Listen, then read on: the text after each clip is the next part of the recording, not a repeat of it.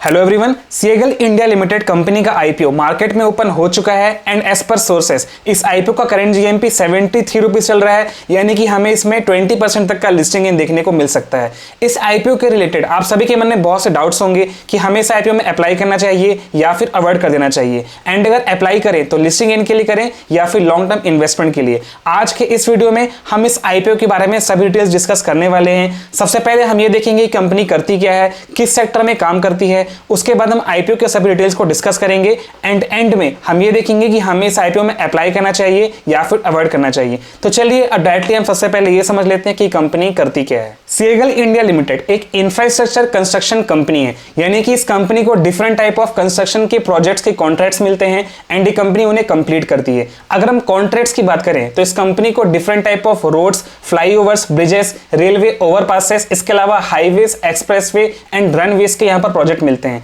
And इनका most of the जो project है वो यहाँ पर NHAI के थ्रू आता है। NHAI का मतलब होता है national highway authority of India. इनका 70 to 80% ऑफ द प्रोजेक्ट उनके थ्रू ही आता है एंड बाकी प्रोजेक्ट्स भी यहाँ पर गवर्नमेंट के जो भी कॉन्ट्रैक्ट रिलीज होते हैं उनके थ्रू किए जाते हैं। अगर हम इस कंपनी के प्रेजेंस की बात करें तो इस कंपनी की ऑल ओवर इंडिया यहाँ पर प्रेजेंस है, starting from Jammu and Kashmir, Uttar Pradesh, Bihar, Jharkhand and Maharashtra. So friends, I hope आप सभी को ये क्लियरली समझ आ गया है कि कंपनी करती क्या है। अब हम कंपनी के फाइनेंशियल्स देख लेते हैं, जिससे हमें यह समझ आ जाएगा कि फ्यूचर में हम इस कंपनी से कैसे एक्सपेक्टेशंस रख सकते हैं। सबसे पहले अगर हम यहाँ पर कंपनी के एसेट्स की बात करें तो कंपनी के एसेट्स यहाँ पर हर साल बढ़े हैं। इनिशियली मार्च 2022 तक जो 959.14 करोड़ के आसपास के थे वो अभी मार्च 2024 तक 2592 करोड़ के आसपास हो गए हैं। अगर हम रेवेन्यू की बात करें तो इनके रेवेन्यू भी हर साल बढ़े हैं। इनिशियली 1146 करोड़ के आसपास के थे जो कि अभी मार्च 2024 तक 3066 करोड़ के आसपास हो गए हैं। अगर हम प्रॉफिट आफ्टर टैक्स की बात करें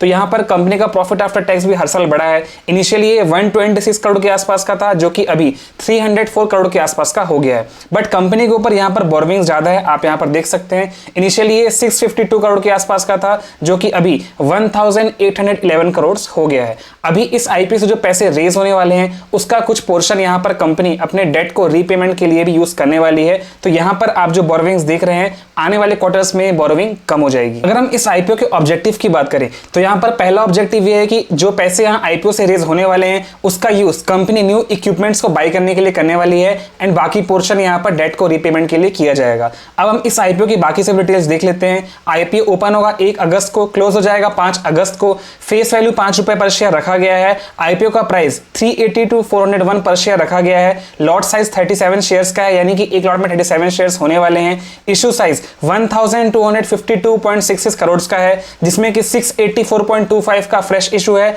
एंड बाकी 568.4 करोड़ का ऑफर फॉर सेल होने वाला है। यहां पर जो फ्रेश इशू है वो ज्यादा दिख रहा है, इसलिए कंपनी के लिए पॉजिटिव बात हो जाती है। अगर हम एम्प्लॉय डिस्काउंट कैटेगरीज की बात करें तो यहां पर हर शेयर पे 38 रुपीज का डिस्काउंट मिल जाता है। अब हम अगर इंपॉर्टेंट डेट्स की बात करें तो आईपीओ ऑलरेडी ओपन हो चुका है 1 अगस्त को। 5 अगस्त को ये आईपीओ क्लोज हो जाएगा। 6 अगस्त को आपके पास अलॉटमेंट्स आ जाएंगे एंड अगर ये आईपीओ आपका अलॉट नहीं होता है देन 7 अगस्त का आपका रिफंड इनिशिएट कर दिया जाएगा एंड 7 अगस्त को ही आपके डीमेट अकाउंट में इस आईपीओ के शेयर्स आ जाएंगे एंड 8 अगस्त को ये आईपीओ स्टॉक मार्केट में लिस्ट होने वाला है। अगर हम इस आईपीओ के वैल्यूएशंस को देखें तो यहां पर जो प्राइस बैंड सेट किया गया है 380 to 401 पर शेयर, तो ऑलरेडी जो मार्केट में लिस्टेड कंपनी है सिमिलर सेक्टर की, यानी कि इंफ्रास्ट्रक्चर एंड कंस्ट्रक्शन सेक्टर की, तो यहां पर उनके अकॉर्डिंग यहां पर प्राइस सेट किया गया है। इसमें ज्यादा लिस्टिंग इनका स्कोप नहीं छोड़ा गया है, यानी कि कंपनी ऑलरेडी हाई वैल्यूएशंस मांग रही है एंड सिमिलर सेक्टर में जो ऑलरेडी लिस्टेड कंपनी है उनके बराबर ये कंपनी यहां पर वैल्यूएशंस एक्सपेक्ट कर रही है। इसलिए जो यहां पर प्राइस बैंड सेट किया गया है ना तो ये बहुत ज्यादा महंगा है ना ही सस्ता है, इसमें ज्यादा लिस्टिंग इनका स्कोप नहीं छोड़ा गया है। अब हम इस आईपीओ का करंट जीएमपी यानी कि ग्रे मार्केट पे हम देख लेते हैं, जिससे हमें समझ आ जाएगा कि ग्रे मार्केट में कैसी डिमांड चल रही है। इस आईपीओ का करंट जीएमपी अभी 70 रुपीज चल रहा है एंड अगर हम पर lot expected listing gains check करें तो हमें एक लॉट में 2590 रुपीज का प्रॉफिट देखने को मिल सकता है, यानी कि एस्टिमेटेड लिस्टिंग 20% के आसपास का है।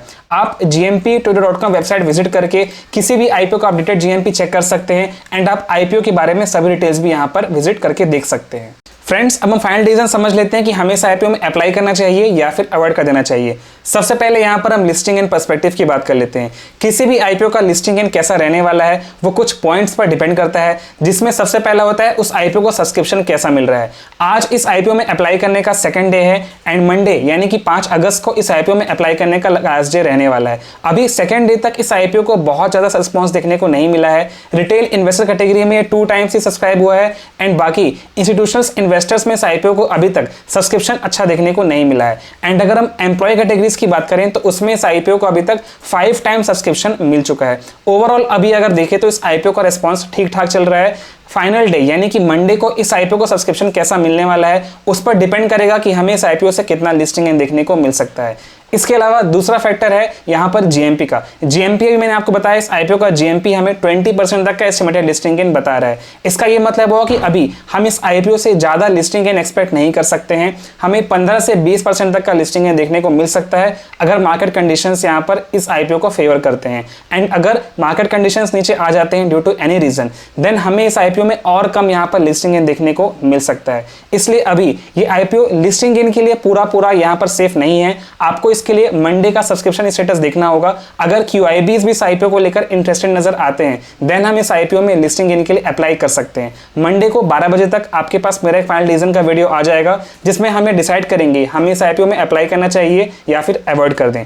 अगर हम यहाँ पर अब लॉन्ग टर्म इन्वेस्टमेंट की बात करें तो कंपनी का सेक्टर यहाँ पर बढ़िया है, बट इस सेक्टर में ऑलरेडी बहुत से लिस्टेड कंपनीज हैं एंड ये कंपनी भी सेम वैल्यूएशंस पर यहाँ पर मार्केट में लिस्ट होने वाली है। इसका ये मतलब है कि अगर आप इस आईपीओ में लॉन्ग टर्म के लिए बने रह सकते हैं यानी कि 2 से 3 साल तक के इसके शेयर्स को अपने डीमेट अकाउंट में रख सकते हैं, देन अभी आप इसमें लॉन्ग टर्म इन्वेस्टमेंट के लिए अप्लाई कर सकते हैं। बट ध्यान दीजिएगा, शॉर्ट टर्म में हमें इसमें गिरावट देखने को भी मिल सकती है, लॉन्ग टर्म में हमें ये शेयर यहाँ से अच्छे रिटर्न्स बनाकर दे सकता है। एंड ये सभी चीजें कुछ फैक्टर पर डिपेंड रहने वाली है कि आगे चलकर इस कंपनी को NHAI से और ज्यादा कॉन्ट्रैक्ट्स मिलते हैं एंड और ज्यादा डेवलपमेंट वर्क यहाँ से अगर बढ़ा पाते हैं तो ही ये हमें लॉन्ग टर्म में और अच्छे रिटर्न्स दे पाएगा। बट अभी सिनेरियोस को देखते हुए अगर आप इस आईपीओ को अपने डीमेट अकाउंट में लॉन्ग टर्म के लिए होल्ड कर सकते हैं, 2 से 3 साल का आपका प्रीव्यू है, देन आप इसमें लॉन्ग टर्म के लिए अप्लाई कर सकते हैं। बाकी आप अपना डिसीजन खुद से लें। किसी भी आईपीओ में अप्लाई करने से पहले उस कंपनी के बारे में सभी डिटेल्स जरूर चेक करें एंड अपने फाइनेंशियल एडवाइस से भी राय जरूर लें। सो फ्रेंड्स, आई होप आप सभी को आज का वीडियो इन्फॉर्मेटिव लगा।